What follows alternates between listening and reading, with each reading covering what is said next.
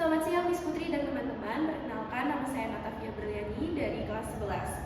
Hari ini saya akan mempresentasikan tentang diskriminasi gender serta pelecehan seksual terhadap wanita dan anak. Sebelum kita masuk lebih lanjut, kita perlu tahu apa itu diskriminasi gender dan pelecehan seksual. Jadi kedua hal ini merupakan suatu ketidakadilan sosial yang masih sering terjadi, terutama di lingkungan keluarga, sekolah, dan juga tempat kerja. Dan wanita juga anak merupakan kelompok yang paling rentan mengalami kedua praktik tersebut. Diskriminasi gender sendiri muncul karena adanya ketidaksetaraan, sedangkan pelecehan seksual terjadi karena adanya tindakan yang berunsur seksual dan merugikan korban. Kemudian kita perlu tahu apa itu gender. Gender merupakan konsep sosial yang menggambarkan peran, tanggung jawab, sifat dan perilaku yang melekat pada laki-laki dan juga perempuan. Isu gender sendiri sering terjadi karena di Indonesia atau di masyarakat masih sering terjadi budaya patriarki. Dan akibatnya perempuan ditempatkan pada posisi yang lemah dan juga dianggap sebagai makhluk yang kurang berdaya. Kemudian untuk diskriminasi gender sendiri merupakan perlakuan tidak setara antara laki-laki dan perempuan yang mengakibatkan pembatasan atau penghapusan hak asasi manusia dalam kehidupan, terutama dalam bidang pekerjaan dan juga pendidikan. Perempuan itu menjadi yang paling sering mengalami diskriminasi karena pengaruh norma patriarki serta ketidaksetaraan akses terhadap pendidikan dan stereotip gender yang masih kuat di masyarakat.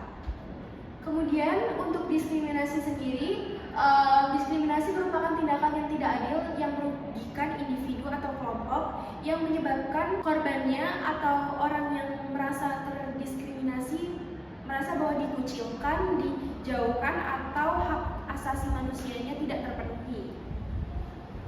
Lanjut kita ke pelecehan seksual. Pelecehan seksual adalah tindakan berunsur seksual yang dilakukan tanpa persetujuan atau sifatnya memaksa terhadap korban. Hal ini bisa berupa fisik, non-fisik, dan juga dalam bentuk catcalling.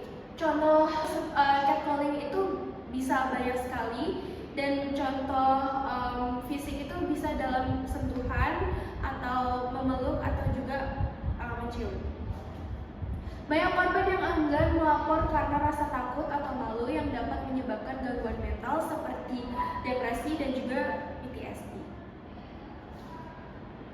Kemudian kita masuk ke jenis-jenis pelecehan seksual. Pelecehan seksual sendiri terdiri dari 7 jenis, yaitu verbal, non-verbal, fisik, online, manipulasi seksual, prostitusi paksa, dan juga KDRT.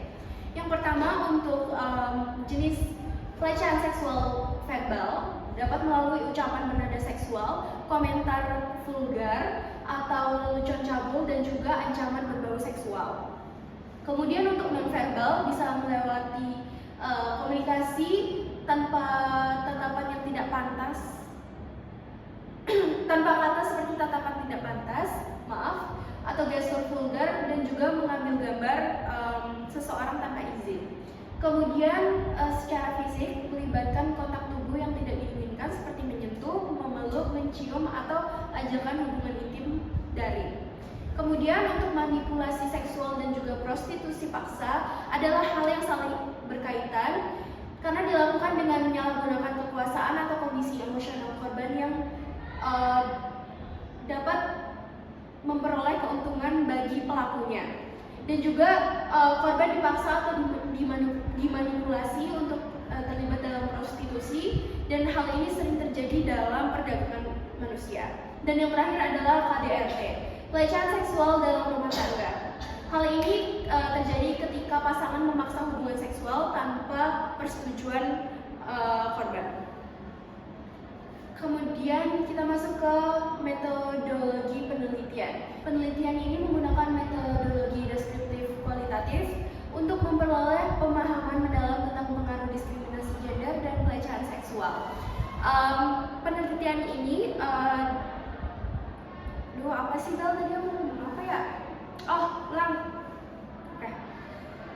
Selanjutnya kita masuk ke metodologi penelitian. Penelitian ini menggunakan metodologi deskriptif kualitatif untuk memperoleh pemahaman mendalam terhadap pengaruh diskriminasi gender dan pelecehan seksual.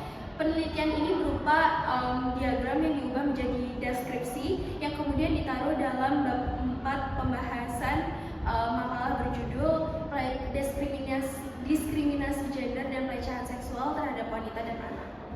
Penelitian ini dilakukan selama 3 minggu hingga 22 Oktober 2025 dan data dikumpulkan melalui kuesioner atau angket.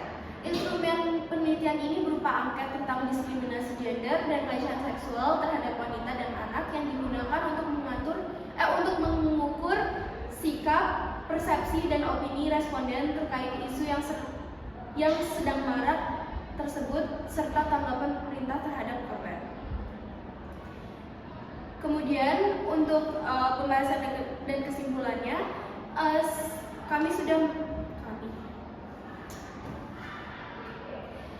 Kemudian untuk pembahasan dan kesimpulan, berdasarkan survei terhadap 26 responden, ditemukan bahwa diskriminasi gender masih sering terjadi, terutama dalam kehidupan sehari-hari yang dialami oleh wanita dan juga anak-anak.